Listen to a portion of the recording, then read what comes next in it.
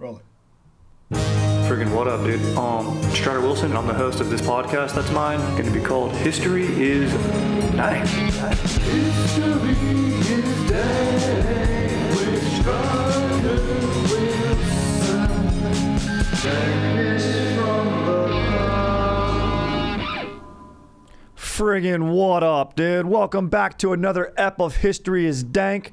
I'm your host, Strider Wilson. Dude, we got Aaron going beast mode on the sticks. Dude, what's going down, Aaron? What up? Dude, I'm freaking chilling right now, dude. Dude, been working, been busy, dude. Honeymoon's over. You know, working hospitality, dude. You know, valet, dude. Parking whips, scoring fat tips, dude. You know. Look, dude, as soon as October's here, people are in holiday mindset. You know, the company, you know, charities are having their events, dude. Closing the books for the year. It's busy. I've been working, dude. And dude, you know what's annoying, dude? Look, I'm happy to have the job. Let's go, dude. You know what I'm saying, dude? Earn and burn, baby. But the coworker, and everyone's got this coworker who just goes, dude, I love it when it's busy. Dude, I love it. I can't, nothing worse than just standing around. Gotta be busy. I'm like, really, dude? Do you really think that's true? You don't like just chilling?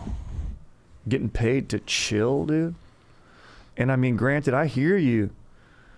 There's a nice balance of when, you know, more cars, maybe potentially fatter tips, but look, dude, I'm an econ major. I wasn't a great one. Probably averaged a C-. But here's the thing. There's a margin and there's an apex where also it gets too busy to where you return. So I'm like, dude, you have these coworkers. I'm like, isn't everything in life meant so we can just chill? Yeah. Like, aren't I working so I can just kind of go chill? Yeah. I don't want to come in to work and run full speed for 8 hours. Correct. That's what these guys are at. That's what are we in a Softy Brothers film? Yeah, exactly. Come on. Dude, exactly. Yeah, who am I? Robert Pattinson, dude? You know, look, fun. And look, that only goes for about 2 hours. Yeah. Runtime, maybe 90 minutes. They keep it pretty tight. Tell a good story. Who am I? Sandler, dude? What am I? Uncut jaw? Am I uncutting a jaw?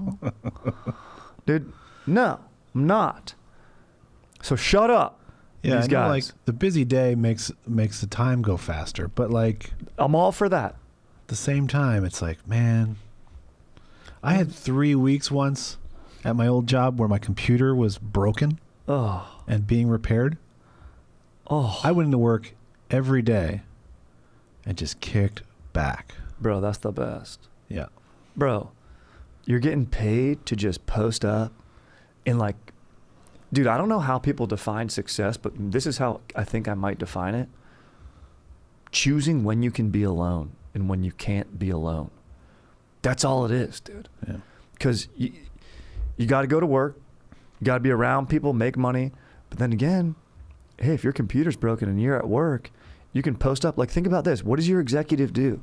He's got a corner office by himself. He hires an entire person, a secretary, to keep people from being able to be around him. Yeah. That's success.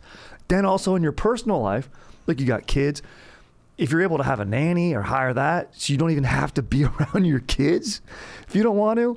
And then also, hey, you're making some dough, paying for the wife. Hey, go to an exercise class. Or hey, she's got her job, strong, independent woman. Fuck yeah. That's why there's a lock on the bathroom door. Correct. What are we doing at work when it's busy? You hide in the bathroom, you text, you check your fantasy lineup, you play some Tetris. That's all it is, dude. What does a king do? What does a king do in history? Let's go back. This is a history podcast. You think a king likes it busy? No. He wants to fucking chill, dude. Choose if he wants to have a jester come in and do some tricks. Perform a fart or a belch. That was an old thing that people would do.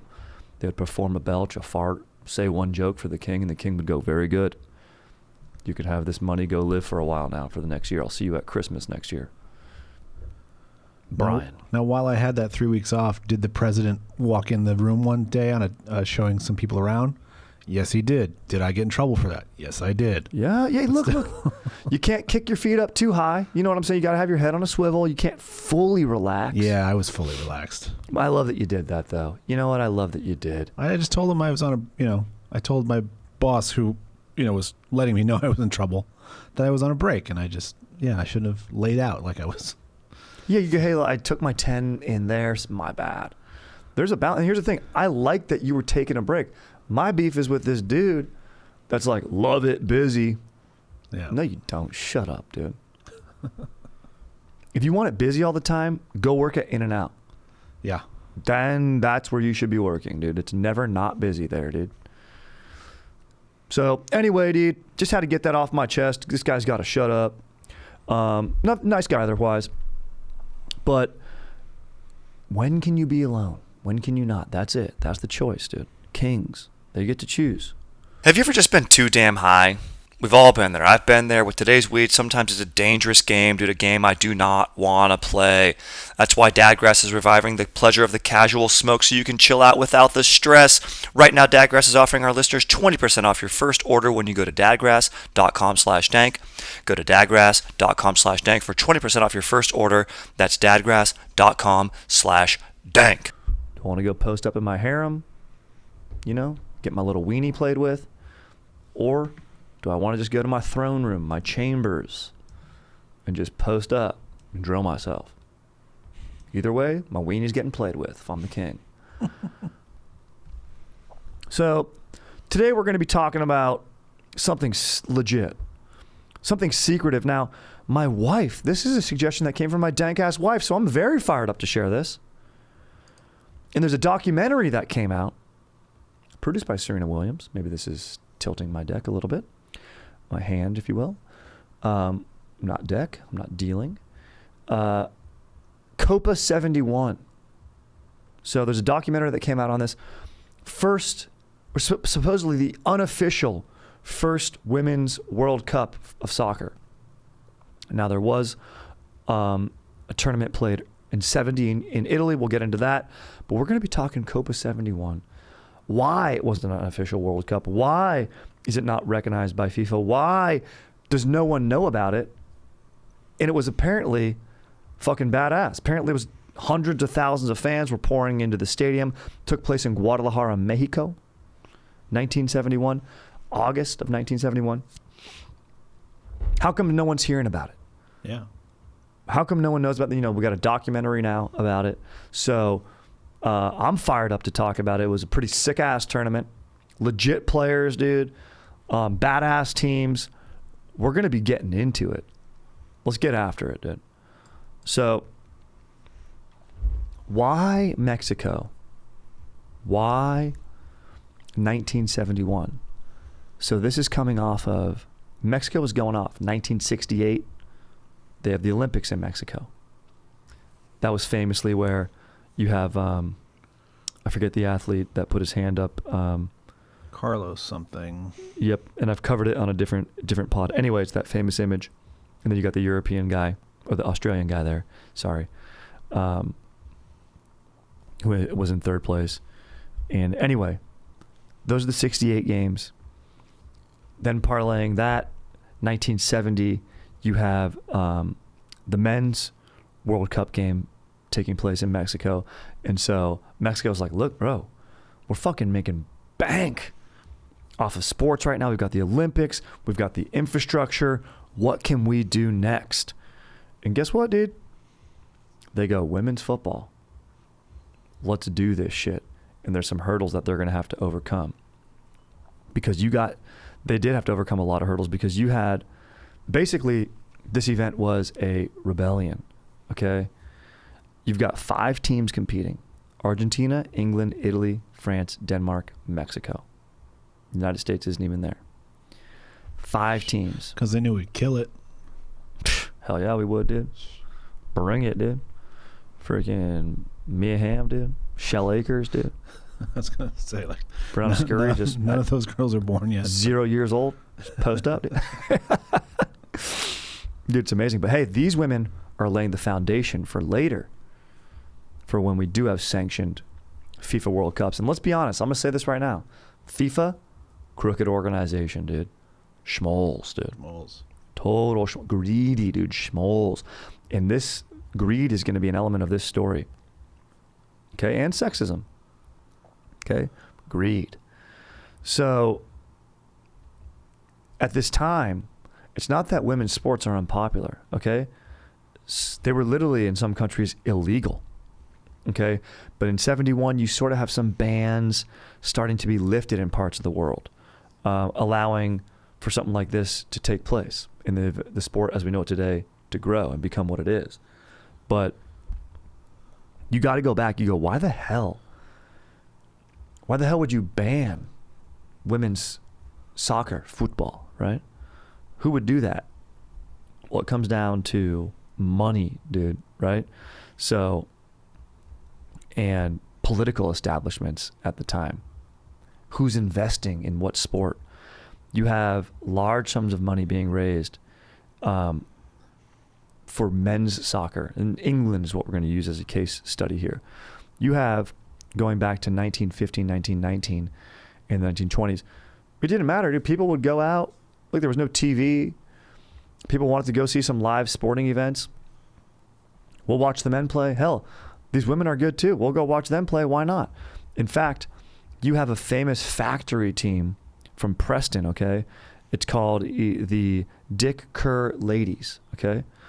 And Dick Kerr & Co. is a company that makes trains, locomotives, tram cars, manufacturers. So you'd have, sponsorships. A lot of these teams back in the day would grow up, it was maybe everyone that worked at the factory. Look, women worked.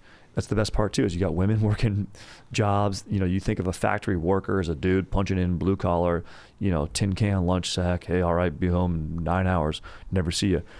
The women are doing that too. Hell, the kids were also doing it too at this time. But it's a different time, different podcast, different story. We're talking about the ladies right now. Guess what, dude? They fucking kicked ass out there on the pitch, dude. Also, dude, just quick little thing, trains, dude. I'm into them, dude. I like to observe trains, dude. I like to watch them, go through a nice mountainous landscape. I like winter trains. That's something I'm into now. I definitely would look forward to being an old dude posting up in Velcro shoes, setting up a model train even at Christmas time. Nothing like watching like a Burlington Northerner, cruise through slice through a mountainous escape, or a train going through the Swiss Alps. When I was in Spain, we took a nice train car from Palma de Mallorca up to Sóller. Had some nice citrus up there for an hour and a beer, and took the train back down. More of a trolley car type thing, but very charming, open air. Very charming way to travel, classy way to travel. Actually, but if you do take a modern train now, not that classy. A lot of these dudes on there are a lot of holistic bros. A lot of dudes who, if you ask them what they did today, they didn't go to work. They just did movement in the park. I'm like, what is that? They go, oh, stretching. I go, okay, why didn't you say that? Who the fuck are you? You know who they are, Aaron? These holistic guys, they're the guys who are going to fuck my wife when I die. Because they're going to live forever. Do they eat carrots? They don't even wash them. Their system can handle it. Unwashed carrots, that's fine. They're pressing stuff. They're always having a banana and a dog. And these guys are going to live a long time. I drink beer. I eat steaks. I'm going to die. Maybe at 60. I don't know. And when I die, my wife is going to bone these dudes. All their names are Gavin. My wife's going to bone a holistic dude named Gavin. And that's good. And he's flexible. His hips, he's going to be able to, open my wife up to new moves I don't even know about. So that's nice. That's selfishly, I'll die first, not feel sad. My wife will feel sad, but then she's going to get boned pretty rad. So that's nice. And that's who's on the train. So I'm going to ride the train and meet a bunch of Gavins, invite them to my funeral, and set my wife up for success once I tap out at maybe 69 years old. That'd be a tight time to die. Just eat steaks, breakfast, lunch, and dinner throughout my 60s. Go down. In any case, we're talking the Dick Kerr Ladies. Okay, we're 1915, 1919, 1920s, England. Dude, people are pouring out. 50,000 fans pouring into Goodson Park, watching women's football. Now, the sport's governing body did not have the power to ban women from playing outright, but they want to, okay? Because, this is post-World War I. You got men's soccer, you got military-industrial complex guys investing in the men's sport. They don't want competition. In fact, it's bad that women's soccer is popular. So they got to find a way to ban it. Okay, and they do, these motherfuckers, and here it is. They're probably also like morality-wise, they're like, we shouldn't be seeing women's legs. Dude, that's, Aaron, it's a huge part of it. Also, the inverse comes into that in 71. They're pulling out all the stops, these guys, these greedy guys. So here's these schmoles. Yeah. They come out, and I quote from the committee, okay? The governing body of soccer in England. Complaints have been made as to football being played by women. Council felt impelled to express the strong opinion that the game of football is quite unsuitable for females and should not be encouraged. Complaints have also been made as to the conditions under which some of the matches have been arranged and played, and the appropriation of receipts to other than charitable objects. So that's saying, these schmoles are saying, look, we're worried about the safety of these ladies. And also, ticket sales, when you buy a ticket for a men's game, it goes to the veterans. It goes to good causes. No, it lines their fucking pockets. Maybe a little bit goes to good causes. And receipts for the women games did go to the causes that they felt they wanted to support, right? These fucking schmoles were just mad that it wasn't going to the groups that they wanted it to. And also they go, the conditions are bad. Well, guess what? The conditions are bad because you don't let them play in your stadiums. And the conditions weren't that bad. Like I mentioned, they played in Goodson Park. They could have filled out stadiums had you invested in the women's game. They chose not to. I continued the quote. The council are further of the opinion that an excessive proportion of the receipts are absorbed in expenses and an inadequate percentage devoted to charitable objects. For these reasons, the council requests the clubs belonging to the association refuse to use their grounds for such matches. Trying to take the moral high ground, dude. Fucking bitches. Come here, dude. These guys, and by the way, I'm talking to the bitches being the dudes. I have to clarify that. The dudes of the governing body. Not the ladies of Dick Kerr going out there playing out on the pitch, getting after it. Yeah, the dudes in powdered wigs. Yeah, wearing wigs, dude. Just go bald. It's probably because they had syphilis, dude. No, okay? this is modern times. They're still wearing wigs. It's the dumbest thing. Yeah, dude. They should wish we wear backwards lids. Beanies. Anyway, dude, the men's game expands because of these sanctions and it literally, these bans, and it becomes illegal for them to play. So this goes for like 51 years, right? And women would just, stage their own games, play in parks, like make no money. The sport gets tanked. It gets no advertising. The men's game gets lifted up. And look, dude, I'm going to say it right now, okay? I'm not the biggest soccer fan. Eyeball test. Soccer played by men and then soccer also played by women. They're both great. They're both at a high level. Like people, the men, they're so much faster. This, like, I don't know, maybe miles per hour, Chief, but like out on the pitch, like, dude, the women still get after it. They still have the same sick headers. I think it's probably the best sport, like, for men and women to play where like there is no real drop off. Like it's not like men's basketball and women's basketball where there's quite a significant drop off. Not knocking women's basketball. Hey, if you enjoy it, go watch it. But I'm saying the accessibility of watching the women's game and the men's game, it's right there. So these schmoles putting the bans, they knew it. They go, look, the women are good. It's fun, dude. These games are pretty sick. They fucking put the kibosh on it, dude. Bad dudes, okay? So it's badass. It's particularly badass that this women's team goes out to Copa 71, unofficial first Women's World Cup. They get dubbed this sick-ass name. Guess what they get called? The Lost Lionesses, Aaron. Fucking pretty sick. Yeah. The England's the Lion. And super young team. Captain's Carol Wilson. She's 19 years old. Youngest player, 13. Leah Caleb. Okay. So badass that they go out there. You got bans in other countries. It's straight up illegal, like in Brazil. from 1941 until 1979, really. Brazilian team, illegal. It's like it was straight up illegal. And it's a shame because in Copa 71, the numbers were huge that went out there. Hundreds and thousands of people filling out that Azteca Stadium in Mexico City. The record was set by the Men's World Cup, and that was Brazil, Mexico game, you know, starring Pele, of course. That was huge. That was where like the most fans ever in attendance in that stadium. The second most was in the women's game, dude. Was for, you know, Mexico-Denmark was the finals in the 1971. Denmark beat Mexico, the women's team, and the opening game was played between. That was a huge fucking attendance. Also, there's some schmoles that get into this and they go, people say, oh, they don't know if they were selling tickets. They go, tickets were definitely sold. The reason Mexico wanted to put this game on was to make money. You know, it was on TV, like there was funding for this. It's actually funded by Martini Rossi, I'm probably saying that wrong, the Martini and Rossi freaking booze company, dude. Legit, bro. So there's this article saying people questioned, oh, if tickets were sold or paid for. They were paid for, and they were for the same exact amount as men's game. So the production was there, the demand was there, and part of it, of the marketing, Aaron, like you were mentioning, right? These like, you know, guys trying to take the moral high ground. Soccer's unsuitable for women.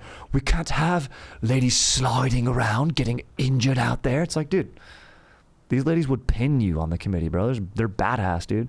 You look at the ladies playing right now, dude. You look at who's the player? Our midfielder, Lindsey Horan, dude. Pff, bro, on our current women's team, dude, she would beat everyone's ass, dude. She'd freaking slide tackle anyone on any committee, dude. Freaking out there just beasting it. So it's badass, dude. Trying to say unladylike, shut up, dude. Trying to put people, I hate when people try to put people in a box. Only box I'm concerned about, 18-yard box. If there's a foul that goes down and we're going to get a freaking free kick out of it, let's go, dude. So these bans are sort of starting to be lifted. So this 1971, sort of a Goldilocks condition, like I mentioned, 1970 Men's World Cup, 1968 Olympics. Mexico's like, let's keep the momentum cruising. You also have this Italian tournament that was played that was like a women's tournament. It wasn't official World Cup, but there was sort of a European tournament played out there. But it doesn't have the sort of gravitas that this 71 Copa tournament does. Do you ever have trouble transitioning from on to off after a long day at work? Enter Dadgrass CBD joints. What up? An easy and natural way to get chill while staying present and grounded without the pesky side effects of drinking or meds, dude. Look, Dadgrass, it's legal, organic, smokable hemp that relaxes your body and mellows your mind. I'm all about the pre-rolls, dude. I like to take them out on the golf course, dude. Low in THC, high in CBD, so you can enjoy the effects of cannabis while keeping a clear dome, dude. That's what it's all about. It's like that glass of wine, not the whole bottle. You don't want too much, dude. You just want to chillax. You know, and they got, dude, go to dadgrass.com. Check out what they got. I'm all about the pre-rolls, like I say. It looks sick, dude. It comes in a sick pack, dude. Put them in the golf bag, dude. Sometimes I'll chill out on the balcony, dude, after dinner, dude. Sometimes before, when I come home from work, just switch from on to off, baby. Also, dude, this is what's legit. All Dadgrass products are federally legal for ages 18 and over, and it ships right to your door anywhere in the U.S., and it's TSA approved, dude. So whether you're looking for a new buzz or a chill way to enjoy an old favorite, Dadgrass will leave you in a euphoric mood. Right now, Dadgrass is offering our listeners 20% off your first order when you go to dadgrass.com/dank. Go to dadgrass.com/dank for 20% off your first order. That's dadgrass.com/dank. Because this one's international, you know, that's just really European teams. This one has, you know, the teams of the Americas and European teams coming over, right? And we'll get into qualifying in a little bit. But, you know, there weren't hurdles that needed to be jumped over. FIFA was like, fuck you, don't play in these stadiums. We don't want women playing in these stadiums, right? Bans are still lifted. It's illegal. We'll report you. But turns out the promoters for this unofficial first Women's World Cup, Copa 71, They own the stadium, right? FIFA's like, well, we're not going to televise your games. They go, well, fuck you. We'll make our own contracts. So they televise the games. But then, of course, FIFA doesn't promote it. They don't recognize the winner or anything like that. But the games were able to actually take place in these big-ass stadiums, which is awesome because they were run by and put on by dudes that wanted it to happen and businessmen that were just like, look, the peso, almighty dollar, almighty peso, that's what rules, dude. Let's go. And, that's what the argument is today. Like, the game's generating money, dude. Would have been generating more money if it wasn't, being banned or tanked or illegal, made illegal back in the day. So, Aaron, that's what I want to mention. They have this New York Times article where they go, soccer goes sexy south of the border. Talking about like women wearing short shorts. They go, ooh, they're going to play in shorter shorts. Yeah, they're literally the exact same short that the men wear, but soccer shorts just happen to be short, right? Yeah, that's true. It's like there's not like they're being any sexy. It's not like the uniforms are any sexier. Although they did try to market the tournament to women and families and mothers. Like they painted the goalpost pink. There was a mascot of the tournament. I'm going to mispronounce her name. It was like Kwosital, and she was like in a pink women's soccer kit, like holding a ball, kind of looking cool. But really they said like that was kind of bad. Like just market the game to everyone. Like why limit your fan base, Yeah, sure. Have some targeted ads like that, but also just open it up being like these women are good players. And in fact, they're fucking tough, dude. Like there was a fucking brawl that broke out in one of the games. Everyone loves that. Yeah. So yeah, dude, I mean, it's badass. You have this mass brawl took out, and there was the semifinal game between Mexico and Italy, right? Fiery tempers. Yeah, exactly, dude. Still lingering today because of that, dude. You did have the Mexico team. They kind of wanted more money guaranteed. They had some contract disputes. They did end up playing in the finals. They beat Italy, but Denmark wins. You have a hat trick from this 15-year-old Suzanna Augustine. She's a badass. I mean, you're seeing hat tricks out there. So you're getting everything that you want from a soccer match or a football match that you'd want. So, no wonder the women's tournament is popular these days. Tournament qualifying in 71, you have 5 different qualifying groups: Europe, Americas. There's some stuff. Teams drop out because of some societal pressure. Also funding, right? Netherlands, France qualified by defeating the Netherlands, and then there's a withdrawal by Czechoslovakia. Denmark qualified by beating Denmark, beating Belgium and Sweden. Then Sweden withdrew. The Swedish, they have a good team, right? They did back then, but they withdrew for whatever reasons. The Americas rounds was not played by but Argentina qualified by default, probably just because they're badass, dude.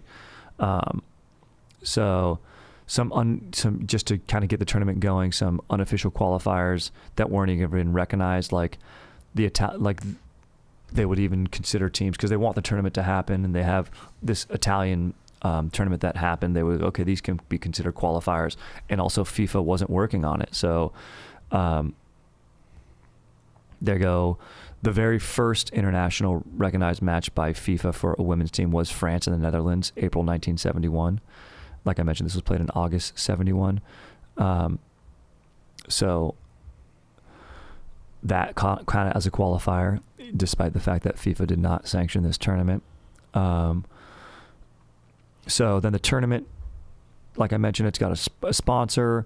Ticket prices range from 30 pesos to 80 pesos, depending where you're sitting. I mentioned the mascot already. Opening match, Mexico-Argentina, 15th of August, 71. 100,000 spectators is what is estimated in that Aztec Stadium. Fucking badass, dude. Let's go, dude. Filling out, dude. Big time, bro. Big time. Like I mentioned, Mexico women's team was unhappy. 3-0 final, I'm sure, something like that. Contract disputes probably played into that a little bit. Maybe their head wasn't in the game.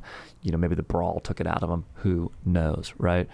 And so then you have to ask your question: okay, this tournament went down. Hundreds of thousands of people see it.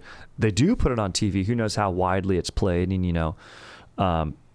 maybe it's just on like, Univision or whatever was the televised event back then, or the big network back then. Anyway, television. Oh, I actually have a little note on this. FIFA being against. Oh, they would fine teams. That's why a lot of these teams. I was like looking back into why teams drop like Sweden and everything. They would fine and ban teams if they try to go or played in their controlled arenas or events. And some countries were like, look, we're not going to fucking deal with that. But Televisa, who was going to put on the event, owned these stadiums and the facilities, so they just had to fill them with fans. And luckily, these badass teams came out and got the job done.